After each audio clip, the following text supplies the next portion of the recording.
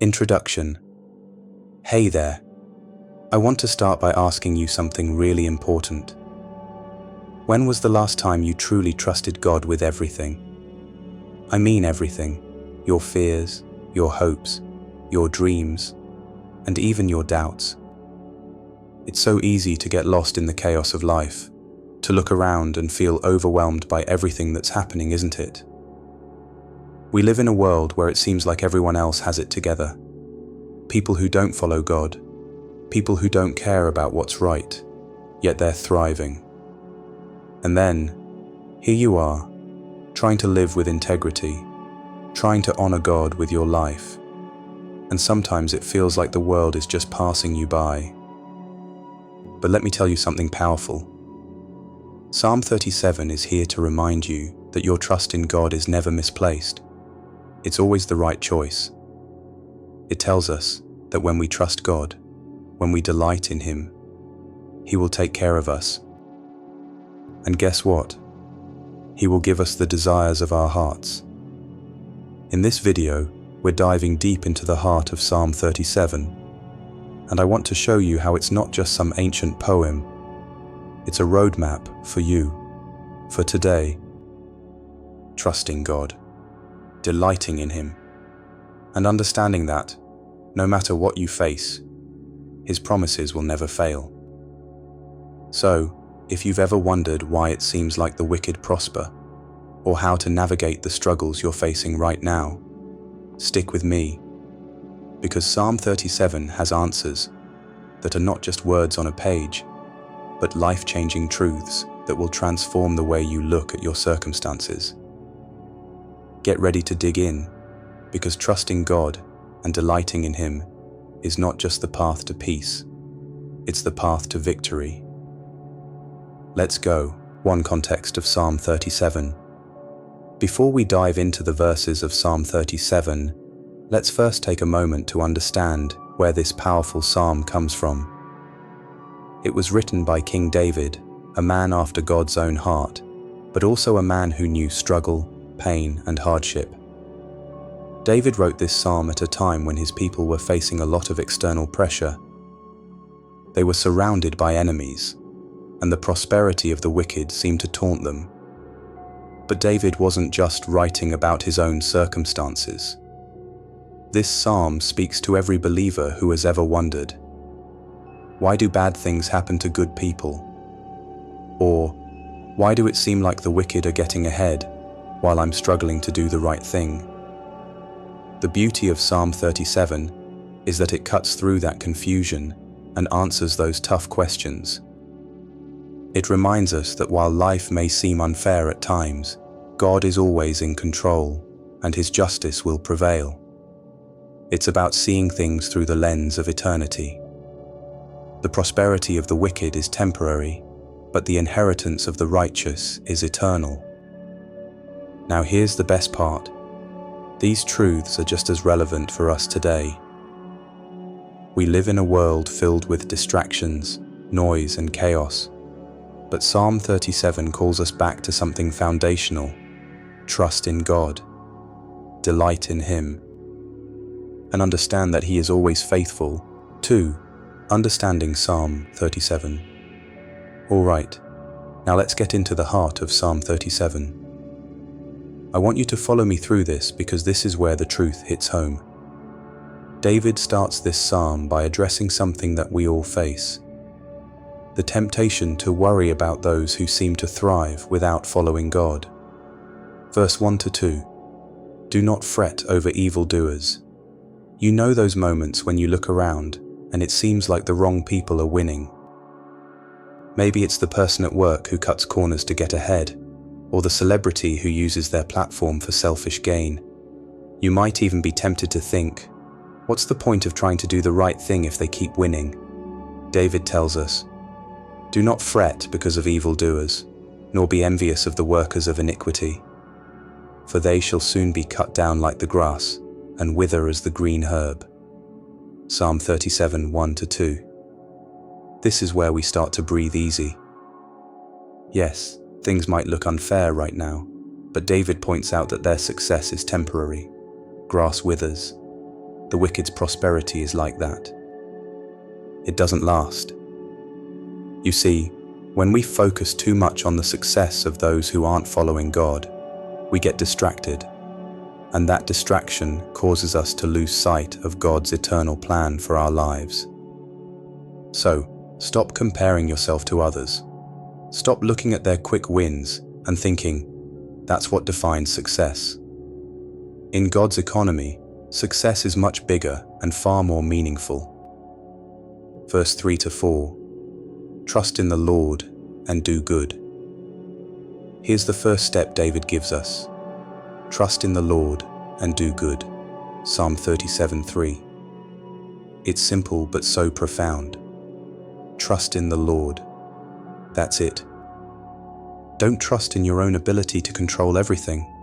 Don't trust in your job, your finances, or your circumstances to give you security. Trust in God. And while you're trusting in God, do good. It's not enough just to sit back and hope things get better. We're called to actively do good in the world around us, even when it's hard, even when it feels like no one notices. When we focus on doing good, we align ourselves with God's heart. But there's more. David doesn't stop there. He gives us another incredible promise. Verse 5-6. Commit your way to the Lord. David then says, commit your way to the Lord. Trust also in him, and he shall bring it to pass. Psalm 37:5. This is where we get to the heart of the matter. Commitment. It's not just about trusting God in the good times or when everything is going smoothly. It's about committing our whole life to him. Every decision, every action, every dream. When we commit our way to the Lord, we're telling God, I trust that you have a plan for me, even when I can't see it. I trust that you're guiding my steps. And then, here's the kicker. God promises that he will bring it to pass. But it's not just about our own success. This is about God's greater purpose in the world, and we get to be part of it. When we commit to God, we're stepping into his divine plan, a plan that is far greater than anything we could imagine. Verse 7-8, be still before the Lord now. This next part is a game changer. David says, rest in the Lord and wait patiently for him. Do not fret because of him who prospers in his way, because of the man who brings wicked schemes to pass. Psalm 37:7. This is where we struggle the most, right? We're impatient. We want answers now, but David calls us to be still before the Lord. Stop striving. Stop trying to make everything happen on your own, and wait patiently for God's timing. The key word here is rest.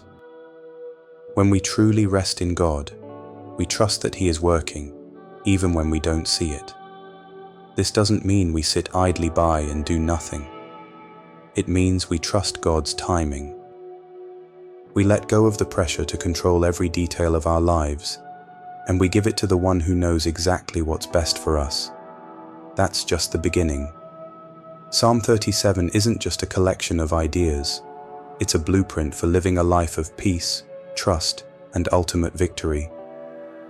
As we continue, we'll dive deeper into the incredible promises that David lays out for those who trust in God and delight in him.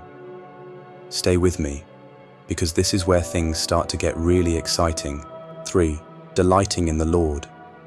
Now that we've covered the foundational truths about trusting in God and committing our ways to him, let's talk about something incredibly powerful: delighting in the Lord. In Psalm 37, David isn't just telling us to trust in God and be patient. He's urging us to delight in God. Let that word sink in for a moment. Delight. It's not just about being content with God's presence or passively accepting him. It's about finding true joy in him, making him the center of our lives, and enjoying every moment spent in his company. Verse 4. The call to delight in God. David says, Delight yourself also in the Lord, and he shall give you the desires of your heart. Psalm 37:4. That's a promise that should stop you in your tracks. God isn't asking us to simply obey him or follow him out of obligation. He's inviting us into a deep, rich relationship where we find joy in him. The more we delight in God, the more our hearts align with his. And here's the beauty. As we delight in him, he gives us the desires of our hearts. But let's dig deeper. What does it really mean to delight in the Lord? To delight in God means to take pleasure in who he is. It's not about what he gives us or what we can get from him, but about enjoying his presence. It's about waking up and saying, God, I'm so grateful for who you are. I'm excited to spend this day with you, and I trust that whatever happens today, you are with me. We see this in Psalm 1, where it talks about the man who is blessed because his delight is in the law of the Lord, and in his law he meditates day and night. Psalm 1:2. That's the kind of delight David is talking about here. It's a joy that runs deeper than our circumstances. It's a delight in God's character, in his word, and in his presence. When we make our joy about him, everything else falls into place. Here's something powerful I want you to remember. When we truly delight in God, our desires start to change. We stop focusing on the things that the world tells us we need and start desiring what God wants for us. Our desires align with his will, and that's when we begin to see God fulfilling the deepest longings of our hearts. So how do we practically delight in God? It's about intentionality. Start your day with God. Spend time in prayer, worship, or reading his word. Reflect on his goodness, his love, and his faithfulness. As you delight in him, you'll begin to see everything else in your life shift. Your focus, your priorities, and even your worries will begin to fade because you're drawing your strength and joy from the one who is unshakable. 4. The promises of Psalm 37. Now that we understand the power of delighting in the Lord, let's talk about the incredible promises David gives us in Psalm 37. These are not just wishful thoughts or empty words. They are life-altering truths that we can stand on, no matter what we're facing. Let's break them down. Verse 4. Desires of your heart. Earlier, we touched on this, but I want to emphasize it again. When we delight in God, he gives us the desires of our hearts.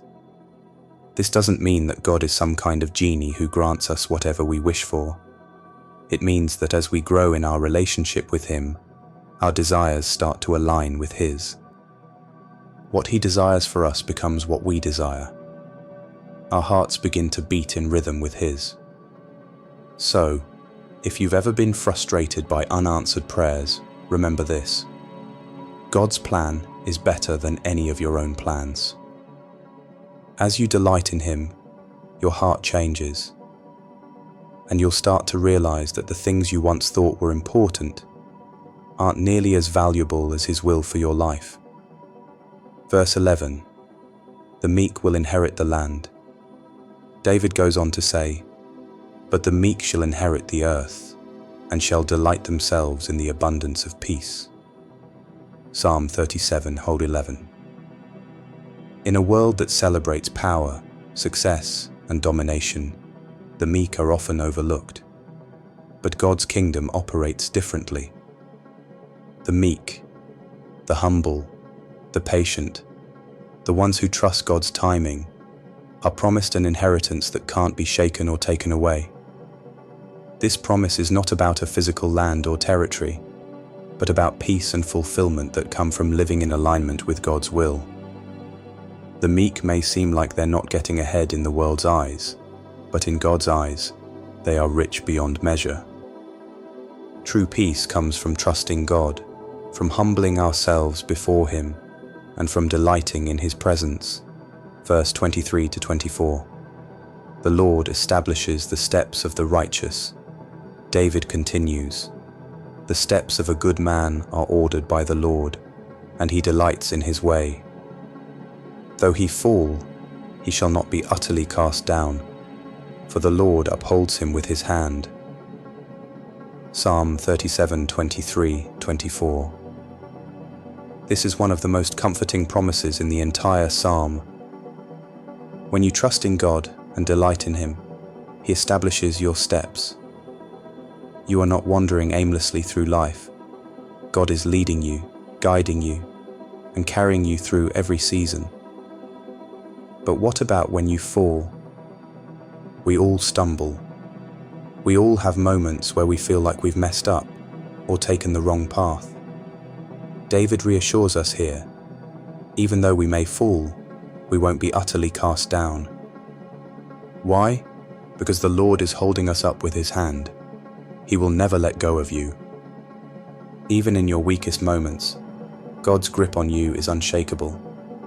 This promise should bring you so much peace. No matter how many times you fall or fail, God's love and support never waver. He will guide you back on track and help you get up again. So what do we see here in these promises? We see a God who is for us, a God who is actively working in our lives, leading us, and fulfilling His promises. As we trust in Him, delight in Him, and live according to His will, He will give us everything we need, not just here on earth, but for all eternity. 5. The contrast between the wicked and the righteous. Now that we've explored the power of trusting in God and delighting in Him, let's take a moment to look at the contrast that Psalm 37 draws between the wicked and the righteous. This is a critical part of understanding why it's so important to trust God, even when the world around us seems unfair. David spends a significant portion of this psalm highlighting the difference between the wicked who prosper temporarily and the righteous who are promised eternal blessings. This distinction is not just about the outward appearance of success, but about the deeper, eternal truths that govern our lives. The wicked, temporary success versus eternal consequences. David begins by addressing the wicked, those who live without regard for God and His ways. He writes in verse 35, "I have seen the wicked in great power, and spreading himself like a green bay tree." Psalm 37:35. The image here is one of flourishing, of appearing to thrive, like a tree that is healthy and thriving. The wicked often seem to have it all: success, wealth, status. But their success is short-lived. You see, the prosperity of the wicked is not built on a firm foundation. It's fleeting. It might look impressive today, but it's all temporary. The things they trust in, money, fame, power, will one day fail them. And Psalm 37 is crystal clear about the consequences they will face. For yet a little while, and the wicked shall not be. Yea, thou shalt diligently consider his place, and it shall not be. Psalm 37:10. The world's way of measuring success, how much you have, how fast you climb the ladder, can be misleading. The reality is that everything the wicked trust in will pass away. Their prosperity is just for a time. But the hope we have as believers, as those who trust in God, is that our reward is eternal. We don't have to worry about the fleeting success of the wicked, because God promises us a greater inheritance. The righteous, an everlasting promise.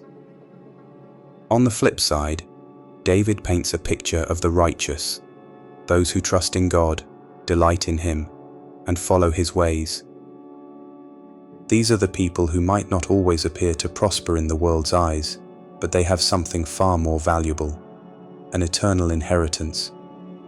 David writes, "But the meek shall inherit the earth, and shall delight themselves in the abundance of peace."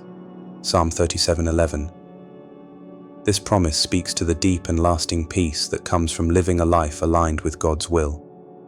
The righteous may not always get the recognition they deserve here on earth, but they will receive an eternal reward that far exceeds anything the world can offer.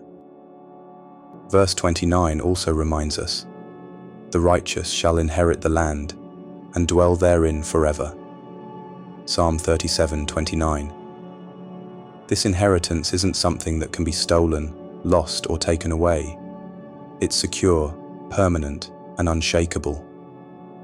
While the wicked may seem to have the upper hand for a time, God's faithful ones have a future that is unmovable.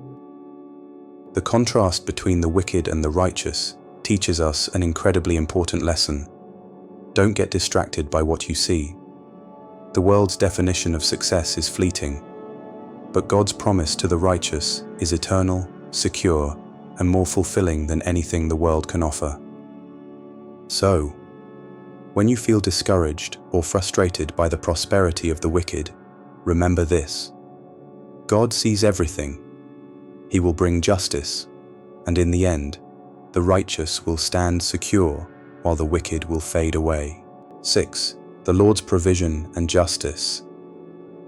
Now, let's dive into the powerful promises of God's provision and justice.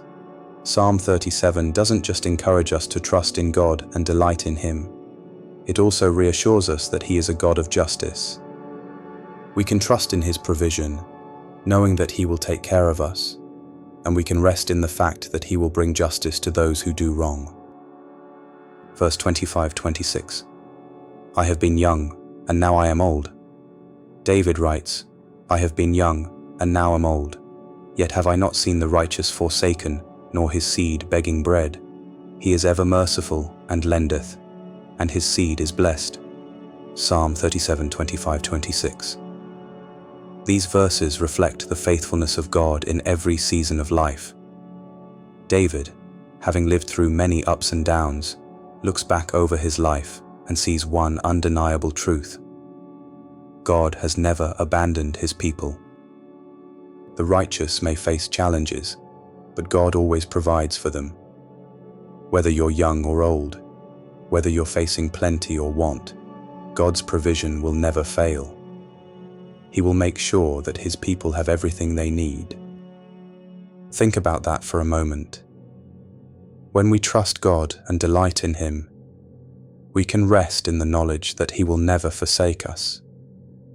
Even when things look tough, even when we feel uncertain, God will provide for us. And not only that, but He blesses those around us too. David says, His seed is blessed. That means the generations that come after the righteous will experience God's blessing as well. This isn't just a promise of material provision, though.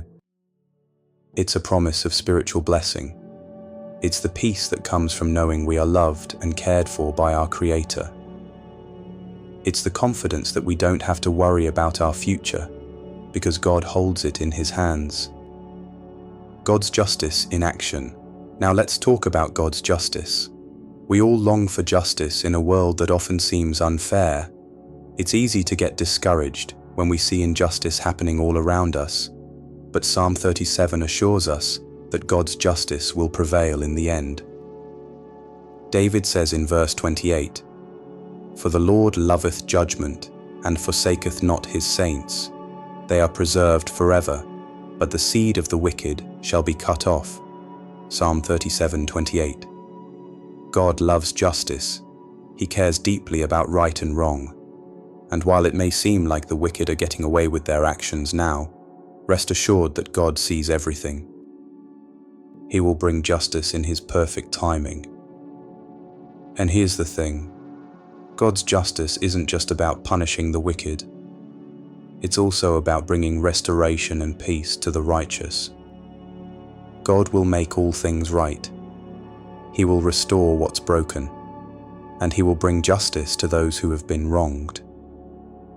As you face the challenges and uncertainties of life, let this truth encourage you. God is a God of justice, and He will make sure that everything is set right. No evil will go unpunished, and no good deed will go unnoticed. When we trust in God, we can be assured that He will provide for us and that His justice will prevail. 7. Living a life of trust and delight. As we continue through Psalm 37, we're learning that trust and delight in the Lord go hand in hand. Now let's talk about how we can actually live out these powerful truths in our daily lives. How do we take what we've learned from this psalm and apply it to the ups and downs, the highs and lows of everyday life? Trusting in God's timing. One of the hardest things we'll ever face as believers is trusting in God's timing. We live in a fast-paced world where we want things now, answers, solutions, blessings. We want to see results immediately, and when things aren't happening as quickly as we'd like, doubt creeps in. But Psalm 37 calls us to trust in God's timing, no matter how long it takes. David writes, "Rest in the Lord and wait patiently for him." Psalm 37:7. Wait patiently. Now, I don't know about you, but patience is not something that comes easily for me. And yet, patience is often exactly what we need in our walk with God. When we trust in His timing, we stop feeling the pressure to force things to happen on our own. Instead, we surrender control and let God lead the way. Trusting God's timing means understanding that He sees the bigger picture. He knows what's best for us, even when we don't. He has a plan that's far better than anything we could create for ourselves. And so, instead of worrying, instead of trying to speed things up, we trust that He will make things happen according to His perfect will and His perfect timing. Here's an example. Think about a seed. It's planted in the ground, and it takes time to grow. You can't rush the process, but when the time is right, the seed will sprout, and the fruit will be beautiful. That's how God's work in our lives works. There's a process, and we can trust that He will bring the growth and the fruit at just the right time. Delighting in God in every season. Delighting in God doesn't just mean we're joyful when life is going well. Delighting in Him is something that we can do in every season. Whether we're walking through a season of abundance or a season of challenge. In fact, it's often in the hardest seasons that we are called to delight in God the most. David talks about being still before the Lord, Psalm 37:7, which is an act of surrender and trust. And when we choose to delight in God, even in the midst of difficulty, we're choosing to place our joy not in our circumstances, but in the unchanging nature of God Himself. Delighting in God means making Him the center of our lives, regardless of what's going on around us. It means worshiping Him in both the good and the bad. It's about recognizing that He is worthy of our praise, no matter what. One of the best ways to cultivate delight in the Lord is through intentional time with Him. Spend time in His Word. Worship Him through music. Talk to Him through prayer. Reflect on His goodness, even when things are tough. As you do, you'll find that your delight in Him grows, and His peace will fill your heart in ways that surpass anything the world can offer. Building unshakable faith. When we trust in God and delight in Him, we begin to build unshakable faith. This kind of faith is not easily moved by circumstances. It is anchored in the knowledge that God is good, that He is faithful, and that He will never fail us. David's words in Psalm 37 give us a solid foundation for that kind of faith. The righteous may face challenges, but their faith in God remains firm. They can stand strong because they know that God's promises are true. Here's the thing. When we trust God and delight in Him, our faith becomes stronger. We start to see how He has been faithful in the past, and that gives us confidence to trust Him for the future. We begin to recognize that we don't have to rely on our own strength or understanding. We can rely on God, whose ways are higher and whose plans are perfect. If you want to build unshakable faith, start by trusting God in the small things. As you see His faithfulness in those moments, your faith will grow stronger, and you'll be able to face the bigger challenges with the same confidence in His provision. 8. Practical steps to apply. Psalm 37 in your life. Alright, we've covered a lot of deep truths from Psalm 37, but let's get practical. How can we actually apply these principles to our daily lives? Here are a few simple, actionable steps to help you live out the trust and delight that David talks about in this psalm. Trust God in the small things. Trust isn't something that magically happens overnight. It's built over time. So start by trusting God in the small things. Surrender your daily worries, your plans, and your decisions to Him. As you do, you'll start to see His faithfulness, and that will strengthen your trust in Him for bigger things. Make time to delight in God. Delighting in God requires intentionality.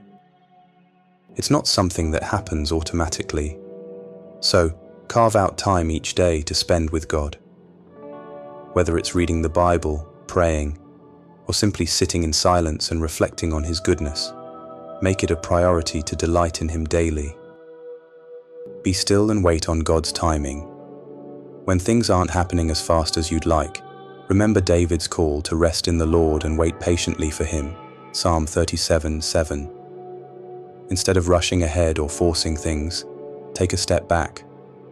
Be still, trust God's timing, and let Him lead you. Focus on doing good, not comparing. As you go through your day, focus on doing good. Trust that God will take care of the rest. Stop comparing yourself to others. Don't worry about how the wicked seem to prosper. Instead, focus on your relationship with God and doing what's right in His eyes. Reflect on God's faithfulness. Whenever you start to doubt or feel discouraged, look back at the times when God has been faithful to you in the past. Remind yourself of the promises He's kept and the ways He's provided for you. This will strengthen your faith and help you trust Him in the present. Conclusion. Psalm 37 is a powerful reminder that when we trust in God and delight in Him, we are not only living out the best possible life, but we're also walking in alignment with the Creator of the universe. His promises are true, His provision is constant, and His justice will prevail. So as you face the challenges of life, whether they're big or small, remember the words of Psalm 37. Trust in the Lord, delight in Him, and know that He has an eternal plan for you that far exceeds anything the world can offer. Your faith, your trust, and your delight in God will not be in vain. Take a moment today to reflect on these promises and let them sink deep into your heart.